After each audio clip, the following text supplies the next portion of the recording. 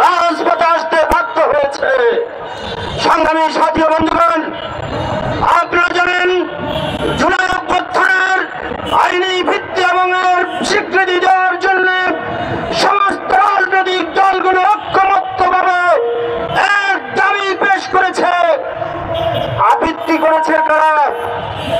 জাতি জানতে চায় জুলাই অভ্যুত্থানের সেই যে ঐক্যমতের ভিত্তিতে ১৬ কোটি মানুষের আন্দোলন সংগ্রামের মধ্য দিয়ে এবং আমার ২,০০০ যুবক তরুণ ছাত্র জনতার রক্তের বিনিময়ে যে জুলাই অভ্যুত্থান সংগঠিত হয়েছিল তাকে স্বীকৃতি দিতে আপত্তি কোথায়? আমরা অন্তর্বর্তীকালীন সরকারের কাছে অনতিবিলম্বে এই সনদের আইনি ভিত্তি এবং স্বীকৃতি দাবি করছি।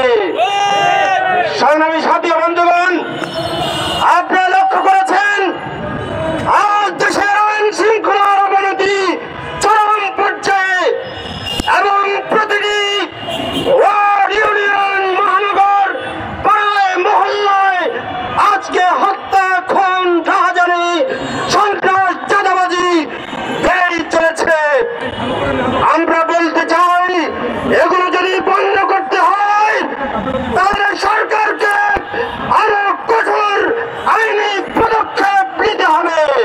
দিয়েছে, জীবন দিয়েছে, আন্দোলন সংগ্রামের মধ্য দিয়ে প্রতিটি সূর্যোদয় এই ভূখণ্ডের জনতার রক্তস্নাত হয়ে একের পর এক ৫৪ বছর আমরা অতিক্রম করেছি। আর একটি সূর্যোদয় আমরা এভাবে যেতে দিতে চাই না। আমাদের জীবন থেকে একটি মুহূর্ত এভাবে নষ্ট হয়ে যাক, সেটা আমরা চাই না। সুতরাং খেলাফত মজলিসের ৬ দফা মেনে নিন, অনতিবিলম্বে জুলাই সনদের স্বীকৃতি দিয়ে জাতিকে ঐক্যবদ্ধ করুন। সবাইকে ধন্যবাদ। আল্লাহ হাফেজ।